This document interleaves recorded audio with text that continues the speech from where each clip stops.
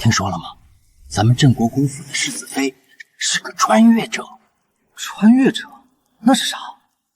这你都不知道？穿越者那是在天上享福的神仙，每天加班996，一看工资2800，这牛马日子啥时候是个头啊？听说还能招财进宝，做啥成啥，有大本事。别人创业暴富，我创业家倒闭，我这是什么倒霉体质啊？而且命格极好，福气旺得很，气运通天。事业烂，打工累，连运气都差得夸张。老天爷要不要这么离谱啊？我这是穿书了。这不是原书中的男3号废物世子李昭吗？原著里他除了脸一无是处，最后被债主追得跳了河，睡得跟死猪一样。废物没关系，我这人最擅长废物利用。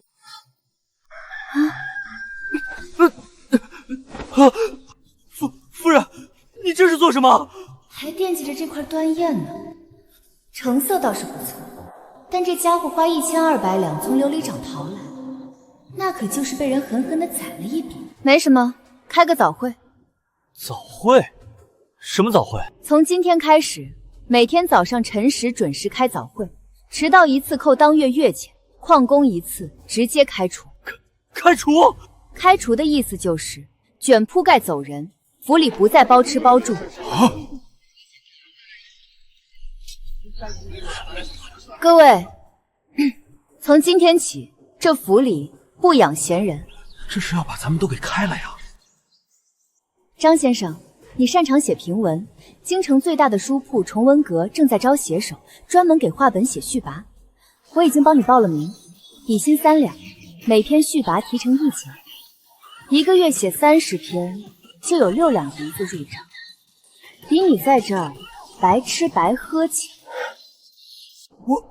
我是举人出身，你让我去写画本儿，那种市井俗物，岂是我等读书人所为？举人写画本怎么了？我算过，3年来您一共给我府里写了不到10篇文章，平均1篇的成本是300两。您觉得这世上还有比您更贵的写手吗？可是，当然。你要是不愿意去崇文阁，也可以。我给您2个选择：第一，去城南的蒙学馆教书，每月数孙4两；第二，回老家种地。您自己选。今年都42了，老家早就没了田产，哪还有地给我种？教书，我堂堂举人去教蒙童，传出去多丢脸！看来还是去写画本序跋最体面。我去崇文阁。李公子，你诗词写得好，城南有个蒙学堂，缺一个教小孩子对thừa的先生，每月束修5两，包吃住。你要是教得好，年底还有红包。我去。王先生，你会品鉴古董，琉璃厂的古董铺子需要人帮忙长眼，底薪4两。看走眼了要赔，当然，你要是能帮铺子捡漏，提成另算。老夫早就该出去谋生了，多谢少夫人给指条明路。处理完这几个清客，接下来就是他们几个。他们几个没什么特长，就是会陪李昭喝酒聊天、吹牛拍马。说好听点叫清客，说难听点就是陪吃陪喝。你们几个识字吗？识字。会算账吗？会一点。那去账房帮忙。不会算账的，去庄子上学种菜。不会算账的，去庄子上学种菜。3个月后考核，算错账的、种不出菜的，卷铺盖走人。都听明白了吗？明白了。接下来是那6个侍妾。说实话，我对他们没什么恶意，他们也是可怜人，大多是被家里人卖进来的，或者是在青楼被李昭赎出来的。李昭养着他们，说是红颜知己，其实就是当摆设。你们几个会女红的站出来，去绣坊我会跟绣坊的老板打好招呼，底薪2两，计件算钱。做得好的，以后可以自己开铺子。会算账的站出来。去账房，跟着老账房先生学3个月，能独立记账的，转正加薪。什么都不会的呢？小蝶，你去庄子上管后勤吧，做饭、洗衣、打理菜园子，总比在这儿当摆设强。做得好的话，以后庄子的管事位置给你。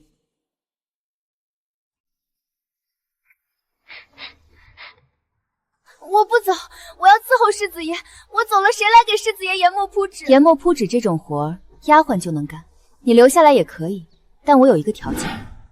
什么条件？你会写诗，从今天起你就是咱们府的首席文案，府里所有需要写的东西，书信、拜帖、告示，甚至话本，都由你来写。每个月至少完成20篇稿件，错一个字扣10文钱。我是写诗的，不是写那些也是字，诗是字，话本也是字，有什么区别？难道话本上的字就不是字了？你要是不愿意，也可以跟他们一样去绣坊或者账房，你自己选。我留下来。看不见我，看不见我。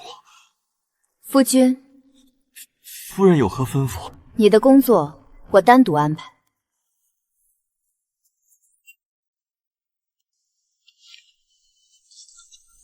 这是什么？世子在就业培训计划。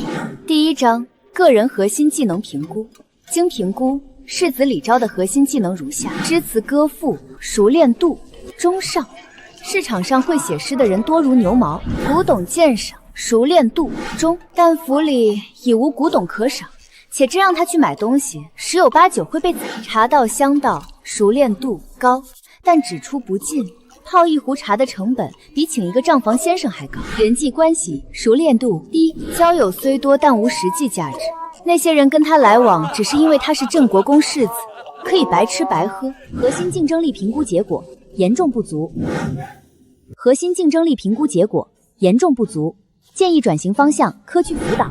理由：世子虽不善八股，但熟读历年进士文章，且与当朝多位考官有旧。可将此知识储备转化为科举押题服务，面向京城富商子弟提供高价辅导。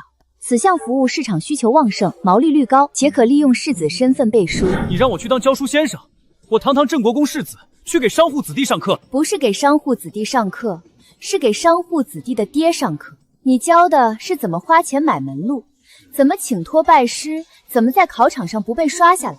这叫科举咨询服务，是知识付费，不丢人。可我也不会啊。你会。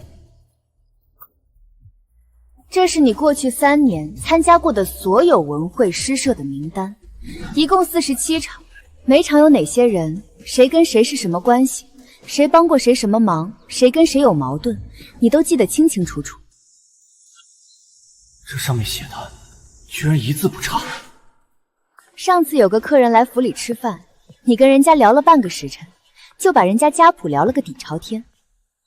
那位客人是户部侍郎的表侄，他表叔今年可能要主持乡试，这些信息你都记得。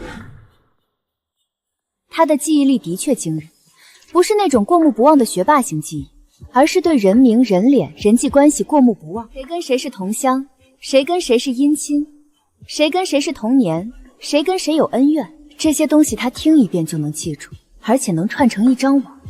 我一直觉得他要是生在锦衣卫，一定是个天才情报员。可惜他生在镇国公府，从小被当成文人培养，只会风花雪月、吃喝玩乐。他的天赋被埋没了23年，连他自己都不知道自己有这个本事。从今天起，你的工作有2块：第一，整理你的关系网，写成京城官场关系手册，每本定价100两，限量发售，只卖给信得过的客户；第二，接受客户咨询，按小时收费，每小时50两。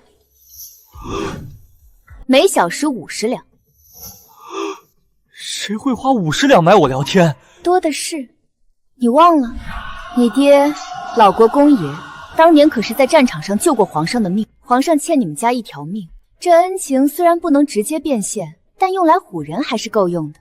你只要往那儿一站，说一句家父当年，那些人就得乖乖掏钱。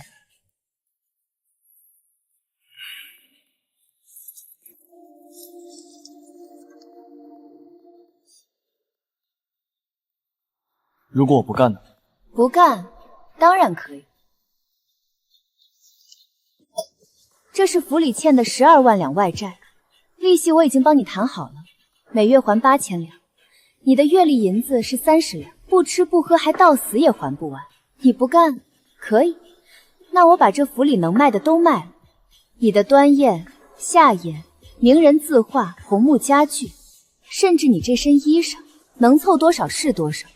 剩下的窟窿，你下辈子慢慢还。剩下的窟窿，你下辈子慢慢还。我干。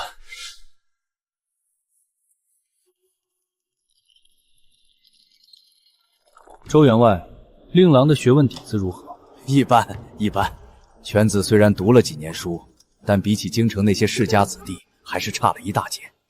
所以想请世子指点迷津，看怎么能让他在乡试中脱颖而出。乡试的主考官十有八九是翰林侍读学士王大人。王大人喜欢文风古朴的卷子，最厌恶堆砌辞藻、华而不实的文章。令郎若想投其所好，可以找一些汉魏古文来读，少背那些识文范本，尤其是那些起承转合的套路。王大人在考卷上一看就懂。世子如何知道是王大人？主考官人选不是要等到考前才公布吗？这就不劳周员外费心了。哦，对对对，是周某贸然了。世子说笑了，这是周某的一点心意，不成敬意。这些小事何足挂齿。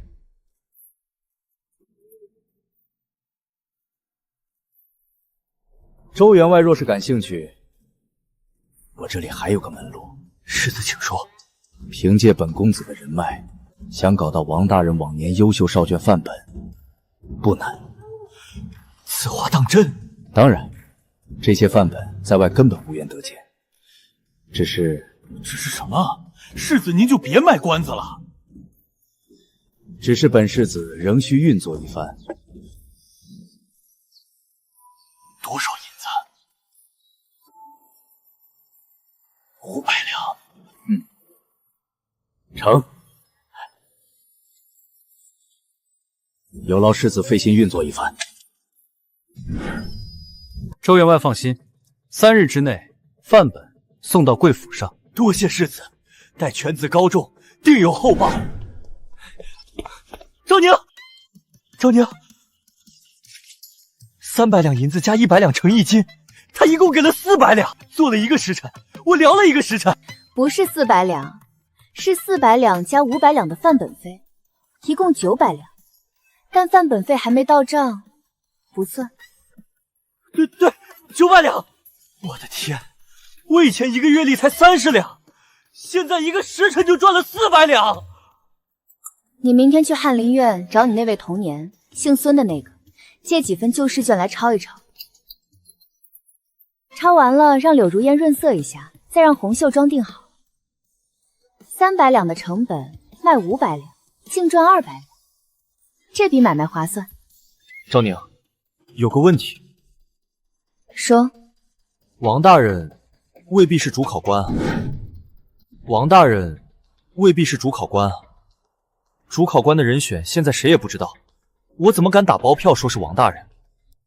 万一到时候不是他，周德茂来找我算账怎么办？你以为我不知道主考官不是王大人？啊？主考官的人选要到考前1个月才会由皇上钦定，现在谁也不知道是谁。但是王大人是翰林侍读学士，在翰林院干了20年，不管是资历还是人脉，都是最有可能的人选之一。就算最后不是他，王大人也能在阅卷的时候说得上话。你把王大人抬出来，周德茂就觉得值，这叫信息差，懂不懂？可是，万一王大人不喜欢文风古朴的卷子呢？万一他喜欢辞藻华丽的呢？那有什么关系？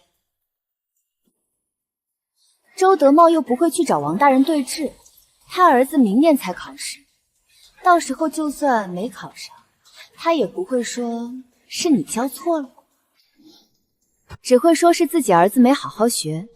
你给他的是一份心理安慰，不是一份保证。科举这种事， 7分靠实力，3分靠运气。你卖的就是那3分运气的心理预期，懂了吗？赵宁，你以前是做什么的？我爹是盐商，盐商最大的本事就是把不值钱的东西卖出天价。我从小在旁边看着，学了一点点。一点点？就一点点。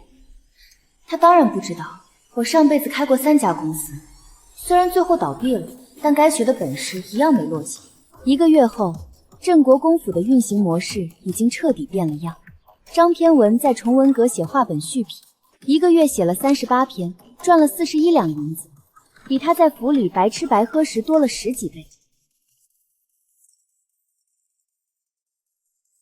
少夫人，我以前觉得写话本是下九流的事儿，现在觉得其实写得好的话本也不容易，那些市井百姓喜欢的未必就是俗的。这就对了，这叫工作使人谦虚。张先生，不光是你，李诗词教书做得也很不错，那些小孩子喜欢他，家长们也满意。他教出来的学生1个月内认字数量翻了一番，家长们都夸他是名师，他的名声反倒比在府里当清客时好了不少。王老先生在琉璃厂更是混得风生水起，他是真有眼光，帮裤子捡了好几个漏。有一块别人当普通石头的田黄石，他认出来是明代的宫廷遗物，转手就卖了2000两。老板高兴坏了，给他涨了薪到10两1个月，还分了干股。6个侍妾里3个去了绣坊的姑娘很快就上手了，她们本来就擅长女红，加上绣坊的老板愿意教，1个月下来，每人每月能挣4、5两银子。2个去账房的也还行，虽然算得慢，但胜在仔细，没出过大错。最让我意外的是小蝶，就是那个什么都不会，被我送到庄子上去管后勤的姑娘。她到了庄子上之后，发现庄子的菜园子种得不好，产量低，品和差。她琢磨了几天，跑去跟附近的老农请教，学会了轮作和施肥。3个月后，庄子的蔬菜产量翻了1倍，拿到集市上去卖，每个月能给府里多挣20两银子。我听说之后，把他提拔成了庄子的管事，月钱涨到了8两。至于李昭，他已经连续4周蝉联全府营收冠军了。这1个月里，他接了3单科举咨询，卖出了5本京城官场关系手册，总进账2300两。按照我定下的3期开，府里拿70%，你拿30%，690两，加上你的月例30两，一共720两。拿着吧，夫君，要自己再清点一下吗？不用了，赵宁，我相信你。只是有个问题。什么问题？赵宁，我以前是不是特别蠢？赵宁，我以前是不是特别蠢？不是蠢，是懒。你把才华都花在了怎么花钱上，不是不会赚钱，是没被逼到那份上。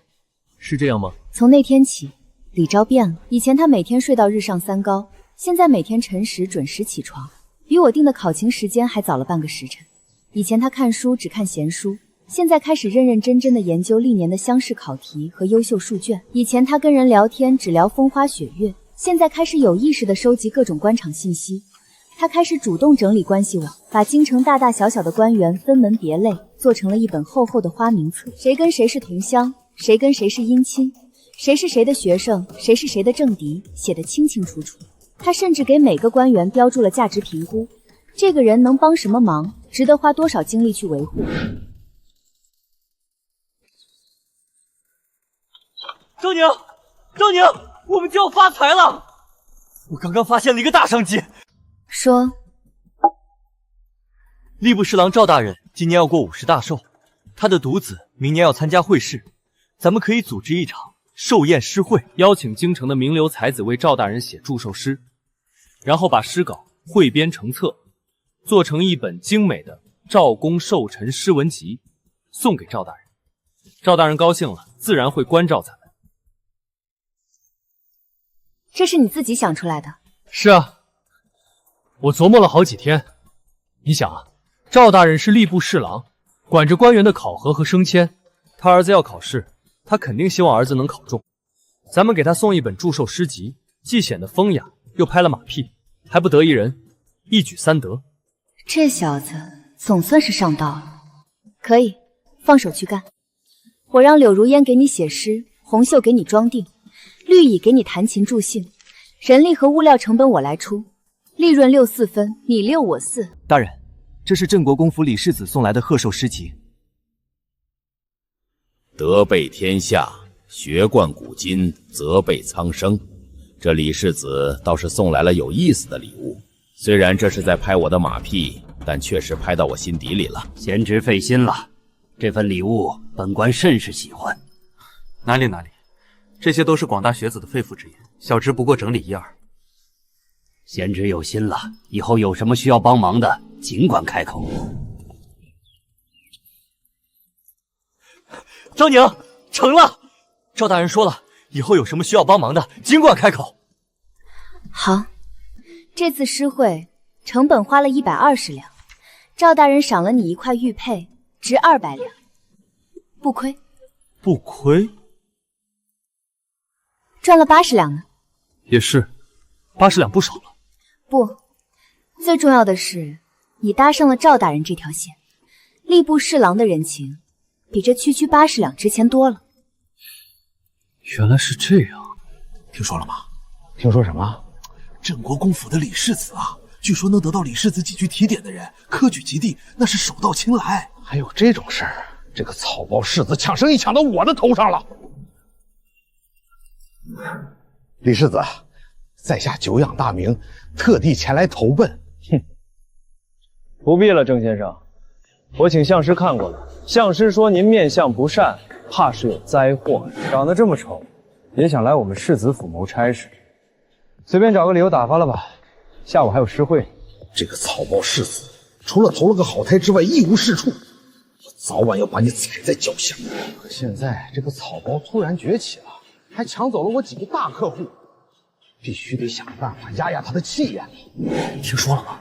镇国公李世子那本的京城官场关系手册全是假的，里面的人民关系都是杜撰的，根本不可信。何止啊！那李世子的科举咨询全是骗人的，专业程度远不如郑先生。我听说他还收钱不办事儿，好几个客户找他退钱都退不了。我听说都是那个世子妃的手笔，她一介商贾之女，满身铜臭，把镇国公府弄得乌烟瘴气。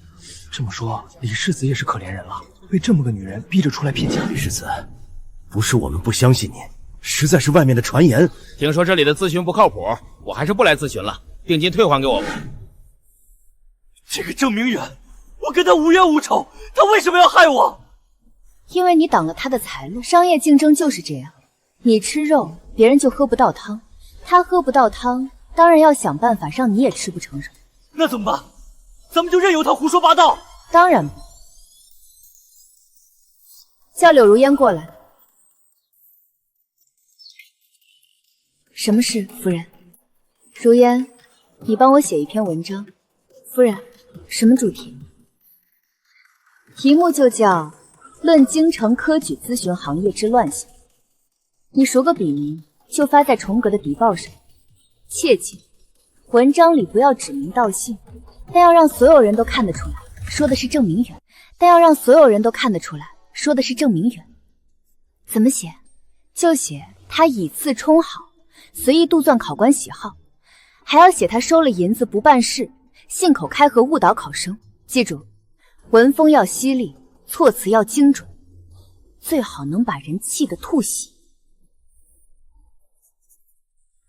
好家伙，真不愧是专业的，字字诛心，句句见血，但没有一个字是假的，全都是事实。就算郑明远告到官府去，也告不赢。这郑明远也太过分了。这沈昭宁手段居然这么阴毒，现在我居然一单生意都没有了。原本跟我合作的几家书房也撤了我的广告代言，生怕被我牵连到影响了生意，真是岂有此理！我今天非得跟他好好算算这笔账。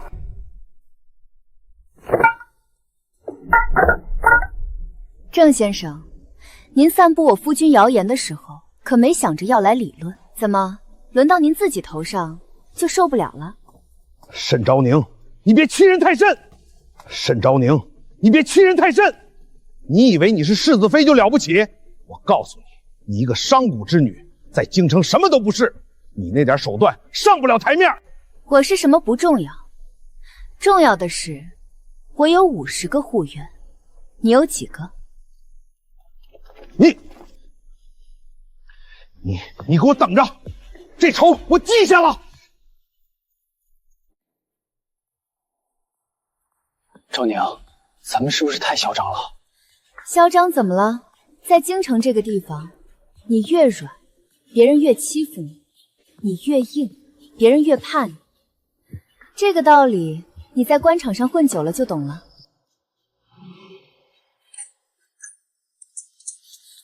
少夫人，不好了，出大事了，郑明远死了。死了？怎么死的？说是中毒，死在家里，七窍流血。衙门的仵作验过尸了，说是砒霜。现在外面都在传，说是咱们毒死他的。郑明远死了，而且是中毒死的。不管是不是我们干的，这口黑锅都会扣在我们头上。这要是传出去，说郑国公世子妃为了生意毒死了竞争对手，别说生意做不下去了，想保住我这条命都成问题。如烟，你过来一下。什么事，少夫人？你帮我查一件事。什么事？郑明远生前除了跟咱们有过节，还得罪过谁？再查查看他跟谁走得近，最近有没有什么不寻常的来往。明白了，少夫人。如烟以前作为一方才女，打探八卦的能力自然不在话下。这京城里谁家的夫人跟谁家的老爷有染，她都能知道得一清二楚。让她去查郑明远的人际关系，再合适不过。少夫人，郑明远生前曾经频繁出入一户人家。刘文轩？刘文轩是谁？刘文轩是谁？他是二皇子府上的幕僚。二皇子跟太子一直不对付，郑明远跟刘文雄走得近，恐怕不是什么巧合。如果郑明远是二皇子的人，那之前他针对我们的事，可就不只是单纯的商业竞争了，一定是背后有人在指使。那郑明远的死，就不是普通的仇杀了，是灭口。少夫人，我还有一个发现，郑明远死之前，曾经给刘文轩送过一封信，信的内容我不知道，但听说刘文轩收到信之后，脸色很不好看。郑明远手里肯定有刘文渊的把柄。他用这个把柄要挟刘文渊，结果被灭了口，而我们恰好被当成了替罪羊。如烟，这件事你不要跟任何人说，得去找夫君商量。昭宁，你说郑明远是被二皇子灭口的？不是二皇子，是二皇子的人。二皇子跟太子争处，咱们本来是局外人，但现在郑明远死了，所有人都会以为是咱们干的，二皇子的人肯定会借题发挥，让咱们当替罪羊。那怎么办？两个办法：第一，证明郑明远不是我们杀的；第二，找出真正的凶手。怎么找？你记不记得，你上次在宴会上见过一个姓刘的人，跟在二皇子身边？刘文轩，我想起来了，有一次他在宴会上喝醉了，说了一句：“等我主子登了基，我让你们都好看。”当时大家都以为他在说胡话，没当回事。这件事你还记得多少？当时在场的人都有谁？一共有12个人，二皇的门客3个，翰林院的编修4个，还有几个是勋贵子弟，每个人的名字我都记得。这就是李昭的天赋，他在任何场合都能过目不忘，特别是跟人有关的信息。夫君，你知道咱们现在最缺什么吗？什么？一个靠山。靠山？咱们镇国公府还不够？镇国公府的名头虎虎伤人还行，咱们需要找一个真正能保咱们的人。找谁？找谁？太子。咱们跟太子无亲无贵，怎么投靠他？敌人的敌人就是朋友，太子不会坐视不理的。郑明远的事，如果真的是二皇子干的，那太子一定很感兴趣。咱们把证据递上去，太子欠咱们一个人情，这就是咱们的投名状。你将这封信送到太子府的人手上，就说是镇国公府的礼物。这样真的有用吗，昭宁？放心吧，夫君。如果连这种机会都把握不住的话，那太子也就做不成太子了。太子爷，这是镇国公府李世子送来的礼物。镇国公府，这个节骨眼，他想找我平事吗？居然真的能给我提供有用的消息。李昭这个草包肯定想不到这一手，这倒是有意思了。看来这镇国公府的世子妃倒是个有趣的人。传我的命令，好好调查郑明远的案子。证明原案重新立案，新仵作提取到完整指纹，后窗翻入痕迹，全程搜捕中年男。该死的刘文轩做事这么不干净，没办法了，只能把他当做弃子了。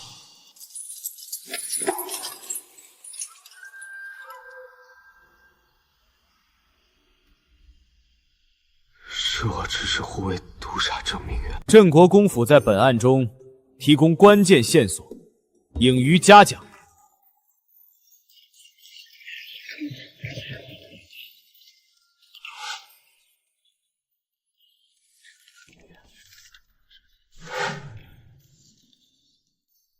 过目不忘，人才难得。赵宁，皇上今天赏了我一件东西，说是给功臣的。什么？国之栋梁？你怎么了？不行吗？我现在可是正经的朝廷命官，不是当年那个只会吃喝玩乐的草包了。行行行，你说行就行。赵宁，你说咱们的账还要算多久？算到死，只要有进项就要记账，这是规矩。那咱们的进项什么时候是个头？没有头。没有头？对，钱是赚不完的，日子是过不完的，咱们的路还长着呢。那我陪你算一辈子的账。行，明天早上辰时早会，别忘了。哦。今日进项：黄金1000两，白银3000两，情报3条，金牌1块。国之栋梁的牌子暂时不算收益，放库里存着。毕竟有些东西不是用银子能衡量的。昭宁，你说皇上这是什么意思？是不是觉得我特别能干，准备给我升官了？皇上的意思是，这块牌子值1000两黄金，你以后干活得更卖力，不然对不起这块牌子。怎么能这么说呢？这可是荣誉，是皇上对我能力的认可。荣誉不能当饭吃。这个月翰林院的俸禄是20两，皇朝官员录的编纂补贴是50两，加上咱们各个铺子的进项，一共是3742两。扣除掉支出的项目，还剩3139两。怎么才3000多？上个月不是有5000多吗？上个月是因为卖了最后一批皇朝官员录出版，这个月只有再版的分成，自然少了。而且你以为这块金牌是白拿的？皇上既然封你为国之栋梁，以后朝廷有什么麻烦事，第一个想到的就是你。少夫人，世子爷，宫里来人了。李修筑接旨：奉天承运，皇帝诏曰：决升李昭为侍读。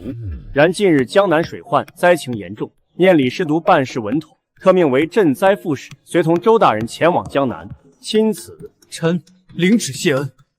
吾皇万岁，万岁万万岁！恭喜李侍读，这么年轻就当上了从五品，前途不可限量啊！太子殿下让大家给您头个风，这次赈灾是个好机会，只要您办得好，回来之后还有丰收。昭宁，皇上让我去江南赈灾，你说？我听到了，怎么了？我从来没去过江南，也从来没办过赈灾的事，我怕我办不好。怕什么？有我呢。你跟我一起去啊？当然，镇国公府的世子去赈灾，世子妃怎么能不跟着？再说了，赈灾这种事儿最考验的就是算账和管理能力，这可是我的强项。有你在，我就放心了。别高兴得太早，江南水患灾情严重，肯定有不少贪官污吏趁机中饱私囊。这次去江南，不仅要救灾民，还要跟那些贪官斗智斗勇。而且二皇子肯定不会放过这个机会，说不定会在背后给我们使绊子。我知道了，这次我一定不会让你失望，也不会让皇上失望。这才像话。走，我们去收拾东西，3天后就要出发了，得好好准备一下。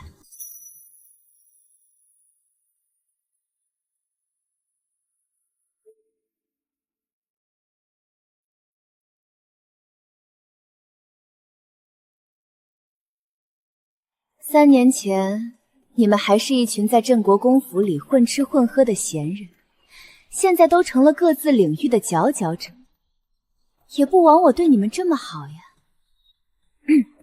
今天召集大家来，有2件事要宣布。第一件事，世子被皇上擢升为翰林院侍读，从5品。恭喜世子，贺喜世子！世子真是年轻有为，前途无量啊！第二件事，皇上命世子为赈灾副使，随同户部尚书周大人前往江南赈灾，3天后出发。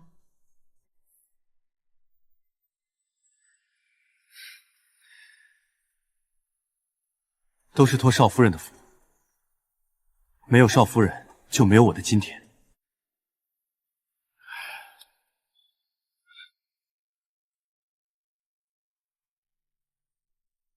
好了，闲话少说，这次去江南赈灾，情况复杂，任务艰巨，我需要大家的帮助。少夫人尽管吩咐，我们赴汤蹈火，在所不辞。对，少夫人有什么事，尽管开口。张平文，你负责收集江南各地的官场信息，特别是那些跟赈灾有关的官员，他们的背景、性格、政绩、口碑都要查得清清楚楚。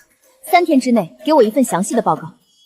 是，少夫人。李诗词，你负责整理江南各地的灾情信息，包括受灾的州县、受灾的人数、损失的情况、需要的物资数量都要统计清楚。还有，江南各地的乡绅富豪的名单也要给我一份。明白，少夫人。王古董，你负责准备赈灾需要的物资，粮食、药品、衣物、帐篷，能准备多少就准备多少。特别是药品，江南潮湿，容易爆发瘟疫，一定要多准备一些治疗痢疾、伤寒的药。还有，你跟琉璃厂的那些商人关系好，让他们帮忙捐一些钱和物资，就说镇国公府记他们一个人情。没问题，少夫人，我保证3天之内把所有物资都准备好。柳如烟，你负责写一些宣传文章，把江南的灾情写得惨一点，把朝廷的赈灾决心写得坚定一点，把世子的人心写得突出一点，发到崇文阁的地报上，让京城的百姓都知道这件事，号召大家捐款捐物。好的，少夫人，我今天就能写好第1篇。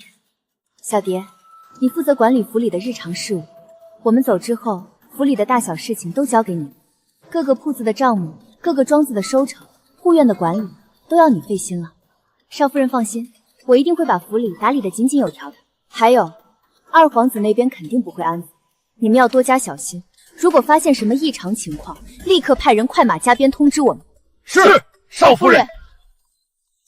李世独，久仰久仰，早就听说李世独年轻有为，今日一见，果然名不虚传。周大人过奖了，晚辈年轻识浅，这次去江南赈灾，还要多多仰仗周大人的指点。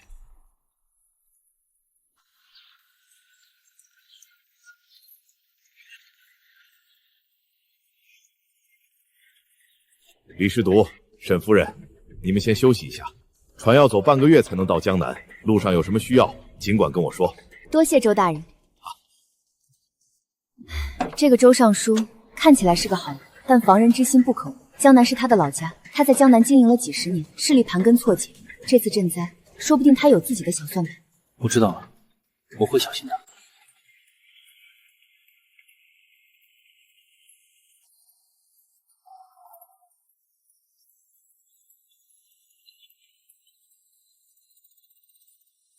昭宁，他们太可怜了。是啊，所以我们这次一定要把赈灾的事情办好，不能让这些百姓白白受苦。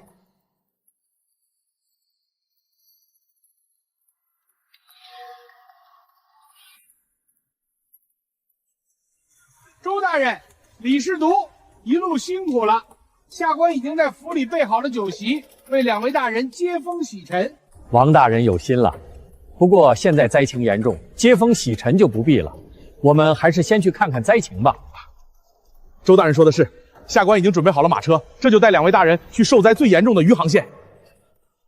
这个王大人不太对劲。先看看再说。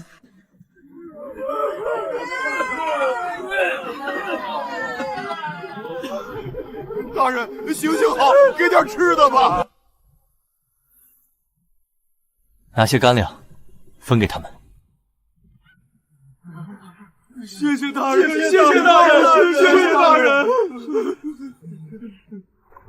周大人，李世独，你们可来了！下官已经快撑不住了，县里的粮食早就吃完了，药品也所剩无几，每天都有很多人饿死、病死。朝廷不是早就拨了一批粮食和药品下来吗？怎么会这么快就用完了？这灾情比预想的要严重得多，那点粮食和药品根本不够用。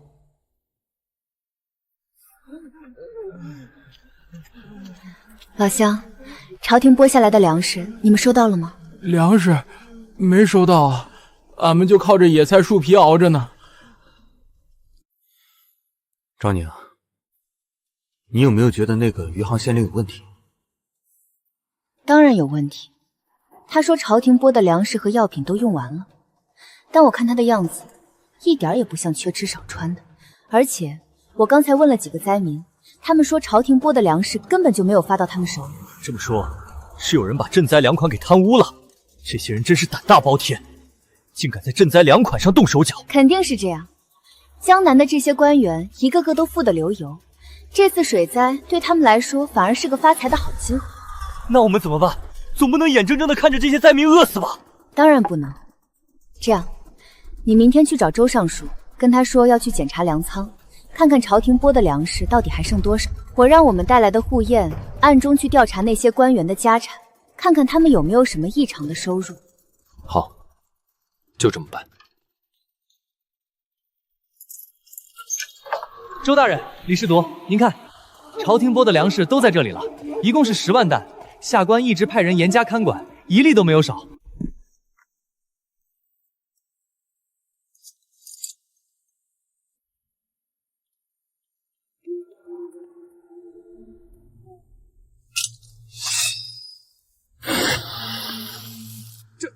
这是怎么回事？你说，这到底是怎么回事？粮食呢？大人饶命！大人饶命！不关我的事啊，是王知府让我这么做的。王知府？他为什么要这么做？他把粮食都偷偷卖了，换成了银子，然后让我在粮袋里装上沙子，应付检查。他说如果我敢说出去，就杀了我全家。这个王怀安真是罪该万死。周大人，李师铎，你们这是在干什么？王怀安，你好大的胆子，竟敢贪污赈灾粮食！周大人，话可不能乱说，这些粮食明明都好好的在这里，怎么能说我贪污了呢？一定是这个管事监守自盗，然后嫁祸给我。来人啊！把这个管事给我抓起来，拖下去斩了！住手！谁敢动他？李士铎，你这是什么意思？难道你要包庇一个监守自盗的罪犯吗？他是不是罪犯，不是你说了算的。我要把他带回京城，交给皇上亲自审问。哼，这里是杭州，不是京城。今天谁也别想走！王怀安，你想造反吗？这个王怀安竟然敢公然扣押朝廷命官，看来他背后肯定有人撑腰，不然他绝对没有这么大的胆子。而他背后的人，除了二皇子，还能有谁？造反？我可不敢。我只是想请周大人和李士铎在府衙多住几天，等赈灾的事情结束了，我自然会放你们走。王知府，你可想清楚，扣押朝廷命官可是株连九族的大罪。李士铎，我也是被逼无奈。只要你们乖乖配合，我保证不会伤害你。等事情过去了，我会给你们一大笔银子，让你们安享晚年。银子？王知府，你以为我们是那种贪财的人吗？你贪污赈灾粮款，害死了那么多灾民，就算你给我们再多的银子，我们也不会跟你同流合污的。既然你们敬酒不吃吃罚酒，那就别怪我不客气了。来人啊，把他们都给我抓起来！怎么回事？大人，不好了，外面来了好多灾民，他们说要找您要粮食。是我让他们来的，我只是实话实说而已。你贪污了他们的救命粮，他们来找你要，天经地义。慌什么？把这些灾民都给我打回去！谁敢闹事，格杀勿论！我不干了！王怀安贪污赈灾粮，害死了我爹娘，我要为我爹娘报仇！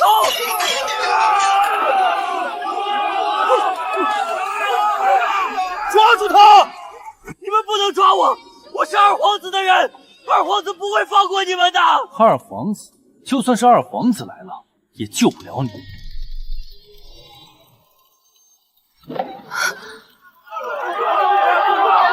多谢李大人，多谢沈夫人，你们真是我们的再生父母啊！昭宁，我终于明白当官的意义是什么了。是什么？是为百姓做主，为百姓谋福利，以前我觉得当官就是为了光宗耀祖，为了荣华富贵，现在我才知道，能让百姓过上好日子，才是当官最大的意义。你终于长大了。狗官，都给我等着！这个王怀安真是不见棺材不掉泪。他以为他不说，我们就查不出来了吗？当然能查出来。你忘了你的天赋了吗？你是说让我去查他的人际关系网？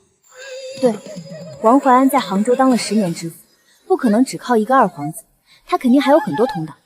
你把跟他有来往的官员、乡绅都列出来，然后一个个去查，肯定能找到线索。好，我这就去查。来人啊！还算不笨。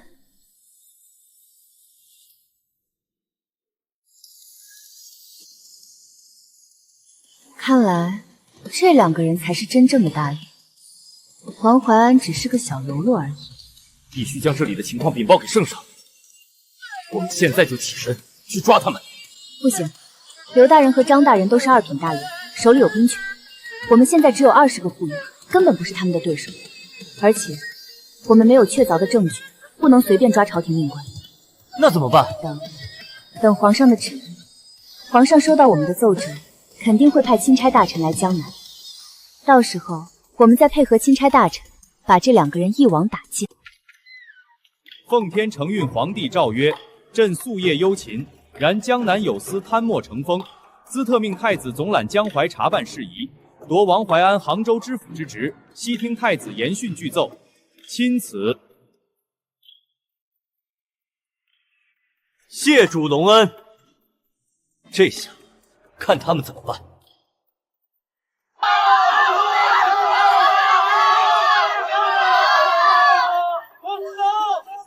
李师铎、沈夫人，这次多亏了你们，不然还不知道有多少灾民要饿死呢。太子殿下过奖了，这都是我们应该做的。好了，闲话少说，我们现在就去布政使衙门抓刘大人和张大人。说，你们还有什么阴谋？二皇子打算在太子回京的路上派人刺杀太子。这个老二真是狼子野心！我早就知道他不会安分，没想到他竟然敢造反！太子殿下，现在怎么办？还能怎么办？他想杀我，我就让他自食其果。我们将计就计，给他设一个陷阱，让他有来无回。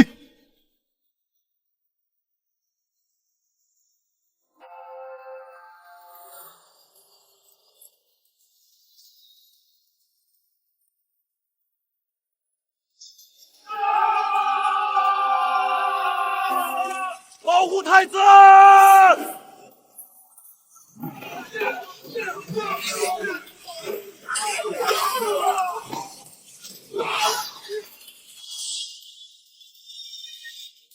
小心！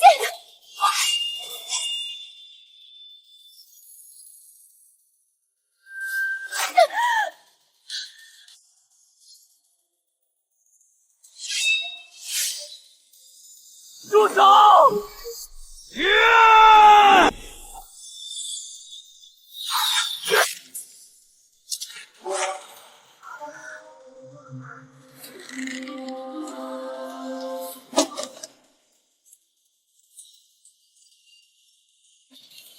张宁，你没事吧？我没事，多亏了你。没事就好，没事就好。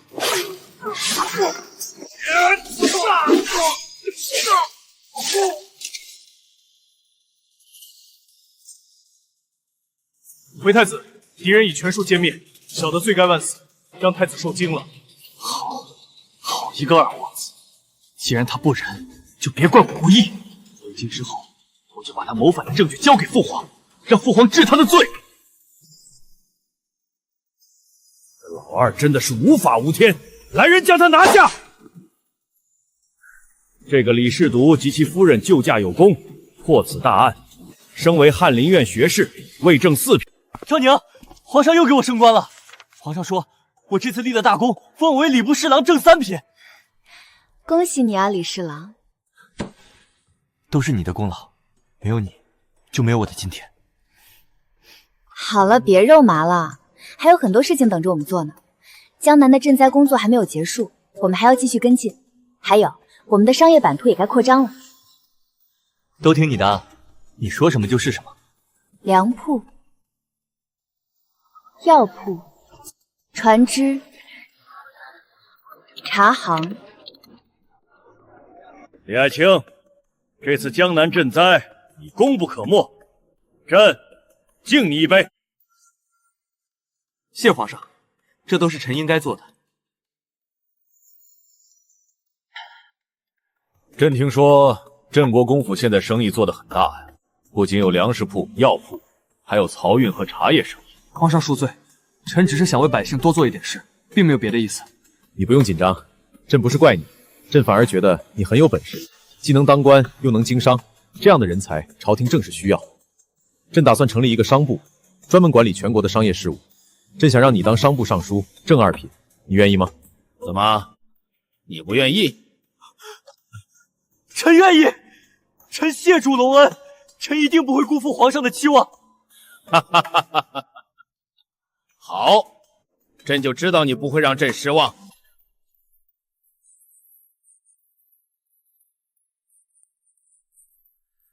他再也不是当年那个只会吃喝玩乐的草炮世子，他现在是一个能为朝廷分忧、为百姓谋福利的好官。减轻赋税，来，规范市场，保护商人合法权益。只要能让百姓过上好日子，能让朝廷变得更加强大，别人说什么我都不在乎。怎么了？遇到什么麻烦了？没什么，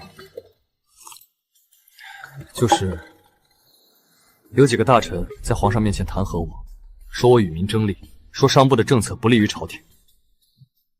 皇上怎么说？皇上没有相信他们的话，皇上说他相信我的为人，也相信商部的政策是对的。那就好，只要皇上相信你，就没有什么可怕的。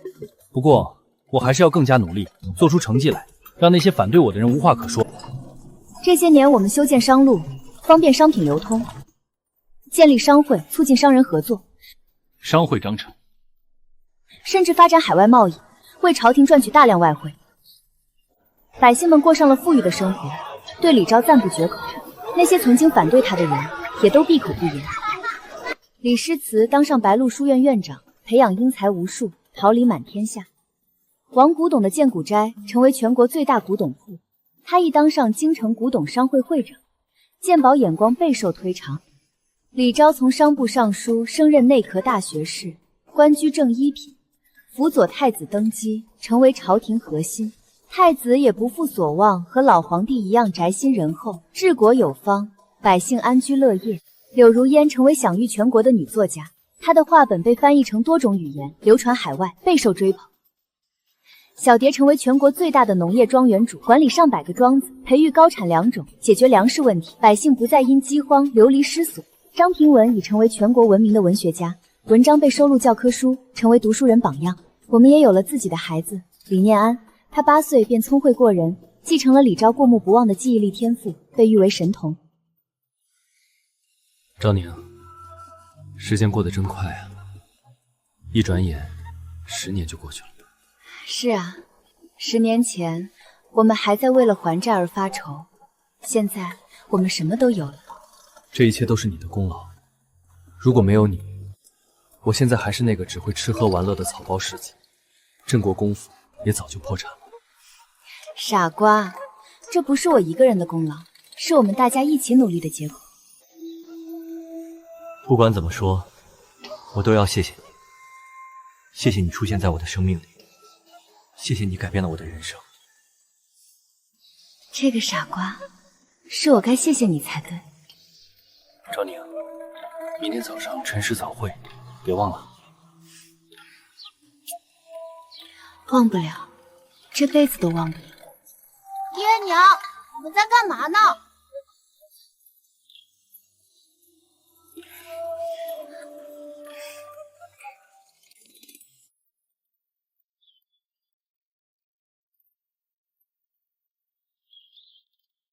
世子，哦不，李大人，这是我新集的文集，送你辅政。昭宁，好久不见，你还是这般年轻。我最近写了一本新话本，讲的是江南赈灾的故事，主角便是你和李大人。等刊印好了，第一本送你。那我可要好好期待你的大作了。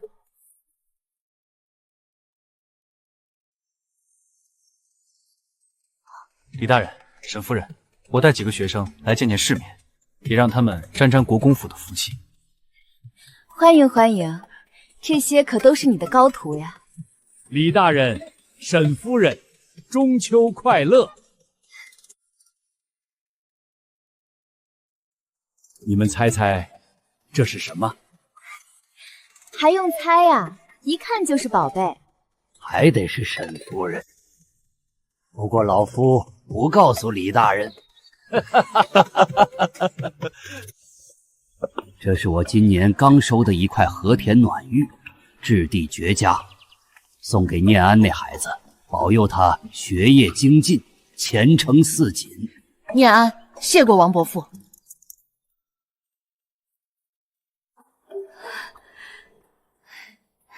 少夫人、李大人，我这次从江南赶来，带了些新培育的莲子，煮了莲子羹，大家尝尝鲜。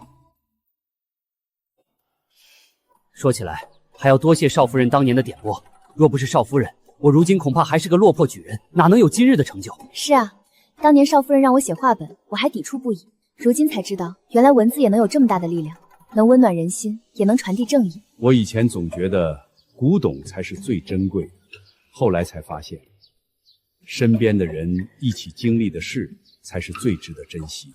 我当年什么都不会，是少夫人给了我机会，让我去庄子上管后勤。若不是少夫人的信任，我也不可能有今日。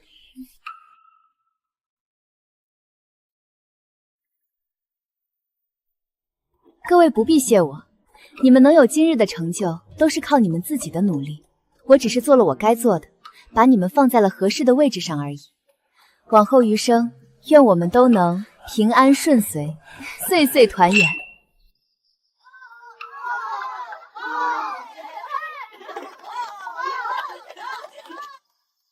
昭宁，你看，我们身边有这么多亲人朋友，有这么幸福的家庭，真好。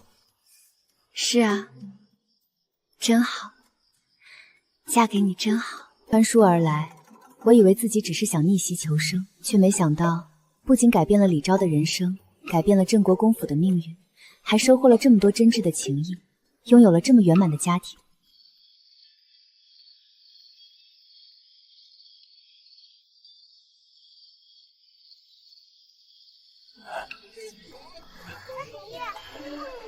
沈夫人、李大人，此次一别，不知何日才能相见，但祝你我前程似锦。夫人，您的教诲我牢记于心，也感谢李大人给我的机会，诗词没齿难忘。夫人，我以后会好好的继续研究粮食，再也不会有人因为饥荒丧命，小蝶会想您的。夫人，如烟能有今天，全是您的功劳，如烟永远不会忘记您的。李大人，老夫常驻京城，有任何需要我的地方，请大人尽管开口。我与夫君只是做了一些微不足道的小事，诸君能有今日的成就，皆是你们自己的努力。今日一别不是永别，是为了我们下次更好的相遇。夫人说的是，诸位珍重。沈夫人、李大人珍重。昭宁，谢谢你出现在我的生命里。应该是我谢谢你，给了我一个家，给了我所有的幸福。